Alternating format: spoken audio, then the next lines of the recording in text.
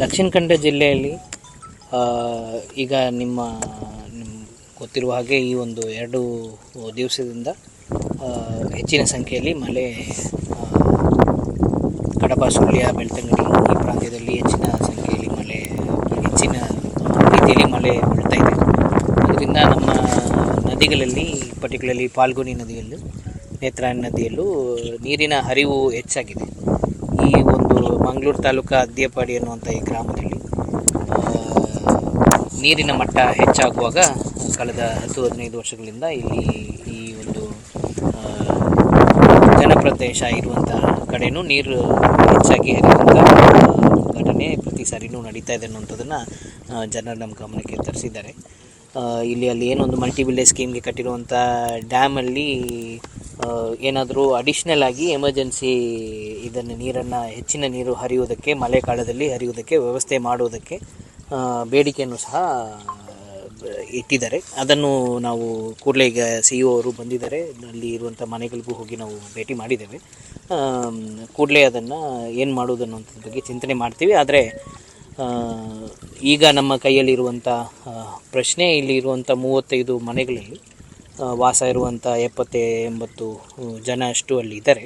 ವಯಸ್ಸಾದವರು, ಗರ್ಭಿಣಿಯರು ಮತ್ತು ಮಕ್ಕಳು ಇರುವಂಥವ್ರನ್ನ ಈಗಾಗಲೇ ಸ್ಥಳಾಂತರ ಮಾಡಲಿಕ್ಕೆ ವ್ಯವಸ್ಥೆ ಮಾಡ್ಕೊಂಡಿದ್ದಾರೆ. ಅಂದರೆ ಅವರೇ ಬೇರೆ ಕಡೆ ಮಕ್ಕಳನ್ನು ಇದು ಮಾಡಿಕೊಂಡು ಶಾಲೆಗಳಿಗೆ ಕಳಿಸುವಂಥದ್ದು. ಬಟ್ ಈಗ ವಯಸ್ಸಾದವ್ರನ್ನ ಶಿಫ್ಟ್ ಮಾಡಲಿಕ್ಕೆ ನಾವು ಸೂಚನೆಯನ್ನು ಕೊಟ್ಟಿದ್ದೇವೆ. ನಾವು ಅವ್ರಿಗೆ ಹೋಗಿ ಮನವರಿಕೆಯನ್ನು ಮಾಡಿದ್ದೇವೆ. ಒಂದು 11 ವರ್ಷದಿಂದ ಮಾಡ್ತಾ ಇರೋದರಿಂದ ಅವರಿಗೆ ಒಂದು ಅಂಡರ್ಸ್ಟ್ಯಾಂಡಿಂಗ್ ಇದೆ, ಈ ಮಟ್ಟಕ್ಕೆ ಬಂದ ನಂತರ ನಾವು ಬರ್ತೀವಿ ಅಂತ. ಬಟ್ ಅವರಿಗೆ ನಾವು ಮನವರಿಕೆಯನ್ನು ಮಾಡ್ಕೊಂಡಿದ್ದೇವೆ.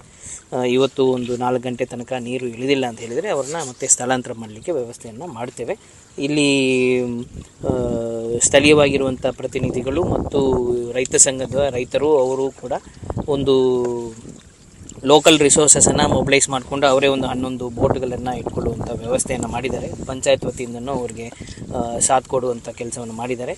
ಇಲ್ಲಿ ನಮ್ಮ disaster management team, PDO, VARI ಮತ್ತು ಹೋಮ್ ಗಾರ್ಡ್ಸು ಬೋಟ್ಸ್ ಜೊತೆ ಇಲ್ಲಿ ಪರ್ಮನೆಂಟಾಗಿ ಇದ್ದಾರೆ. ಕೂಡಲೇ ಇದನ್ನು ಅಡ್ರೆಸ್ ಮಾಡಿದ್ದಾರೆ.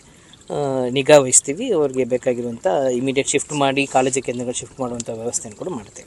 DC ಬಂದರು, AC ಬಂದರು, ಮತ್ತು ತಹಸೀಲ್ದಾರ್, CO ಮತ್ತು PDO ಎಲ್ಲ ಅಧಿಕಾರಿ, RI ಎಲ್ಲರೂ ಬಂದರು. ಎಲ್ಲ ನೋಡಿದ್ದಾರೆ ನಮ್ಮ ಸಮಸ್ಯೆಯನ್ನು ನೋಡಿ ಅದಕ್ಕೆ ಸ್ಪಂದನೆ ಎಲ್ಲ ಮಾಡಿದ್ದಾರೆ. ಭರವಸೆ ಎಲ್ಲ ಕೊಟ್ಟರು, ಅದನ್ನು ಎಮರ್ಜೆನ್ಸಿ ಗೇಟ್ ಎಲ್ಲ ಮಾಡುವ ಅಂತ ಭರವಸೆ ಎಲ್ಲ ಕೊಟ್ಟರು. ಮತ್ತು ಜಾಸ್ತಿ ನೀರಾದರೆ ನಮ್ಮನ್ನು ಶಿಫ್ಟ್ ಮಾಡುವಂಥ ವ್ಯವಸ್ಥೆಯನ್ನು ಮಾಡಿದ್ದಾರೆ.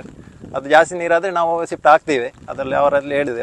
ಮತ್ತು ಒಂದು ಏನಂದರೆ ನಾವು ಇಷ್ಟು ಹೇಳಿದ್ದಕ್ಕೆ ತುಂಬ ಭರವಸೆ ಕೊಟ್ಟರು, ಅದನ್ನು ಎಮರ್ಜೆನ್ಸಿ ಗೇಟ್ ಎಲ್ಲ ನೋಡುವ ಅಂತ ಹೇಳಿದರು.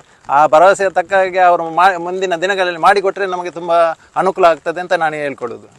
ಹೌದು, ಎಲ್ಲ ಕಡೆಯೂ ನೋಡಿದರು. ಎಲ್ಲ ನೋಡಿ ಅವರಿಗೆ ಎಲ್ಲ ಅಲ್ಲಿಯ ಪರಿಸ್ಥಿತಿ ಎಲ್ಲ ಮನವರಿಕೆ ಆಯಿತು.